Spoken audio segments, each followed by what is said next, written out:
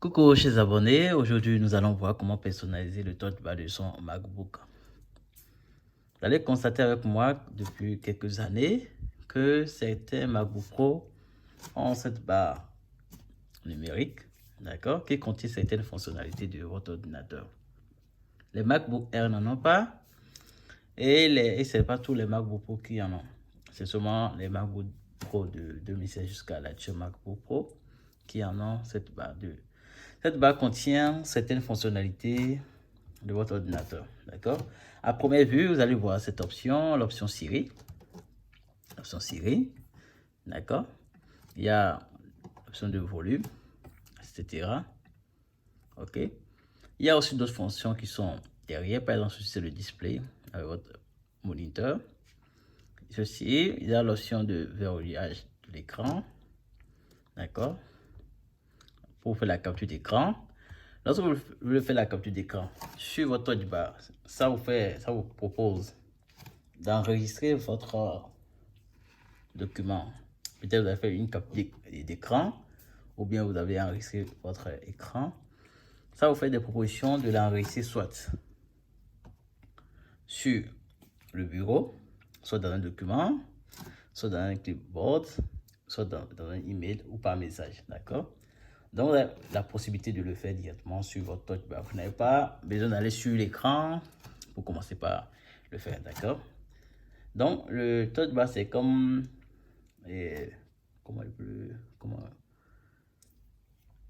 ça vous facilite la tâche quand même d'avoir accès directement sur les activités de votre ordinateur, de ce que vous faites sur votre ordinateur. Donc, en dehors de cette option, nous avons encore d'autres options. Par exemple, pour la luminosité de l'écran, diminuer et augmenter, l'éclairage, changer la langue du clavier. Donc, vous avez tout ça sur votre touchbar. Vous avez la possibilité aussi d'ajouter, ou bien ceux qui n'en ont pas, certaines fonctionnalités comme la capture d'écran ou bien le verrouillage de l'écran, vous pouvez l'ajouter. Vous allez directement sur votre système de préférence, vous rentrez dans l'extension, d'accord. Une fois dedans, vous venez au niveau de touchbar, ok, c'est ça. Donc, vous cherchez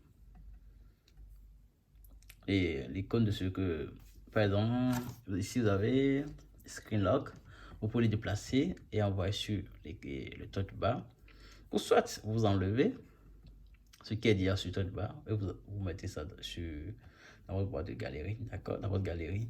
Donc, vous avez la possibilité de l'enlever ici et l'ajouter à la galerie, ou soit supprimer totalement. Vous allez constater avec moi l'option corbeille qui s'affiche ici lorsque vous cliquez sur l'une des options.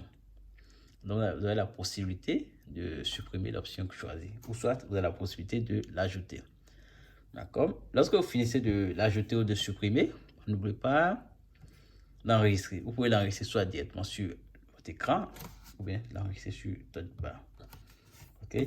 En dehors de ça, lorsque vous recevez un message ou vous envoyez un message à quelqu'un, vous avez les trucs ici. Par exemple,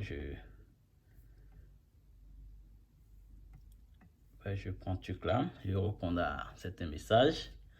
Au lieu de commencer par chercher les émoticônes sur ce truc là, je peux et sur l'application directement. Je peux avoir les émoticônes ou bien répondre directement sur mon touchbar. Par exemple, si je dois envoyer les émoticônes, vous avez la liste de tous les émoticônes que vous avez sur votre application. En dehors des émoticônes, ok, je vais répondre hello, ok, yes, des trucs comme ça, d'accord. Donc, vous avez déjà les messages, les propositions des mots comme message pour répondre, d'accord. C'est à vous de choisir les mots convenants pour pouvoir continuer. Donc, en dehors de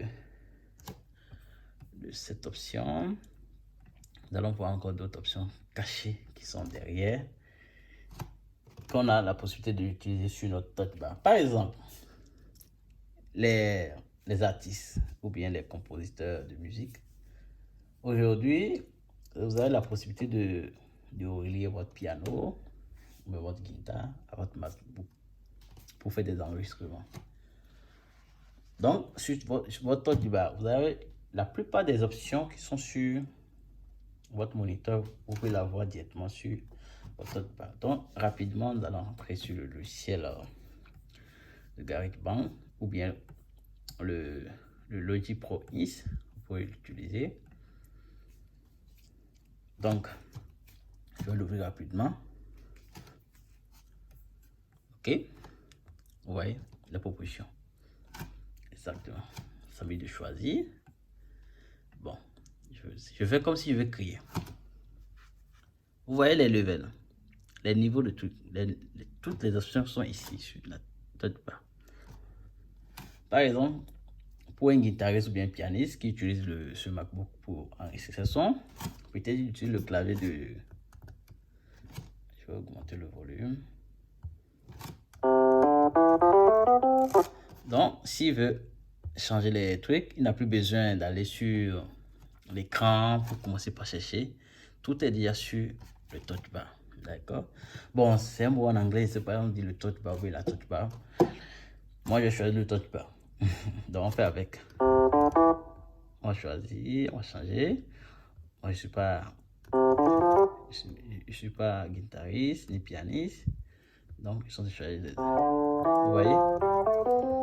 Donc, on n'a plus besoin d'aller sur l'écran pour commencer par choisir les options ou bien défiler. Non, non. Vous avez tout directement sur votre touch bar. OK?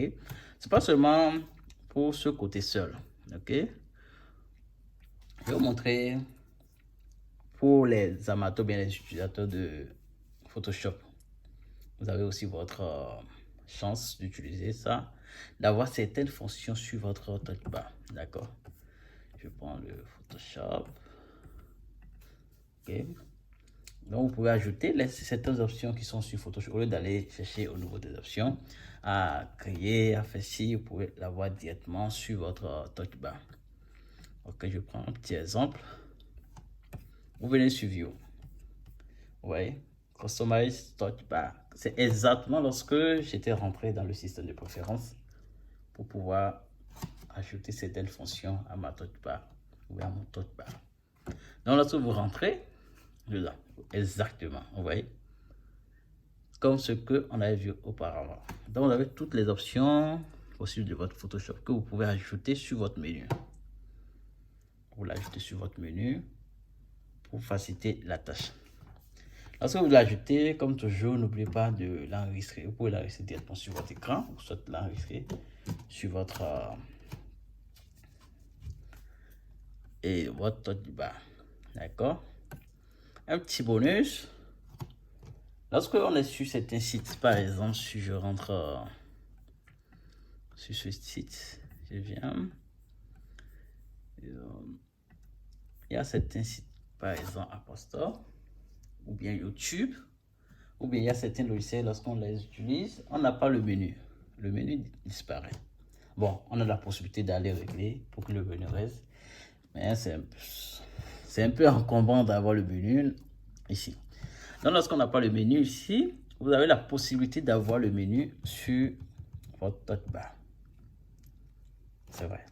C'est pas la magie. Ce que je dis, c'est que ce menu, vous pouvez l'avoir directement ici. D'accord? Maintenant, cette fonction n'est pas directe sur votre Mac. Il y a un logiciel pour l'utiliser. C'est un logiciel qui a été approuvé aussi par Apple. Je vais mettre le lien de téléchargement de ce logiciel dans la description de cette vidéo. Donc, rapidement, je vais vérifier si je l'ai toujours. Ok, je l'ai. Moi, je l'ai déjà téléchargé. Lorsque vous téléchargez, ça va vous demander de l'autoriser. Moi, j'ai dit autoriser. Lorsque vous l'autorisez, en même temps, ça s'affiche ici, vous voyez, c'est mon menu. C'est exactement le menu que vous avez ici, qui se représente au niveau de mon touch bar. D'accord? C'est exactement ça. Donc, par exemple, si je viens sur Safari, ouais, je n'ai plus le menu, mais j'ai mon menu sur mon touch bar. Donc, c'est avec ce petit logiciel, vous pouvez l'avoir. D'accord? Pour la prochaine vidéo, je vais vous montrer, comme je le disais, comment avoir les stickers sur... Vous savez qu'il y a une différence stickers et les émoticônes. Donc, comment avoir les stickers sur votre touchbar et comment télécharger les applications sur Apple Store directement sur votre touchbar. Ici, par exemple, vous ne pouvez pas télécharger directement ça, vous envoyez directement sur Apple Store. Vous voyez? Mais la prochaine vidéo, je vous montrerai comment avoir toute cette plateforme directement sur votre touchbar. Vous pouvez la voir. C'est pas de la magie. OK? Donc, revenons ici. Lorsque vous êtes sur Safari, vous pouvez vous défiler. N'oubliez pas, si vous n'êtes pas, si ça vous gêne de la voir, c'est très facile de déconnecter ça, d'accord?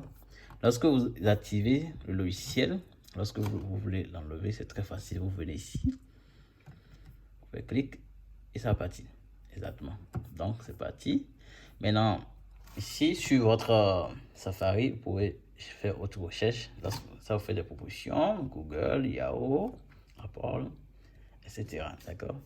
Donc vous avez la possibilité d'ajouter n'importe quel menu ou bien n'importe quelle fonction à votre touchbar. Personnaliser votre touchbar vous facilitera la tâche d'utiliser les MacBook à touchbar.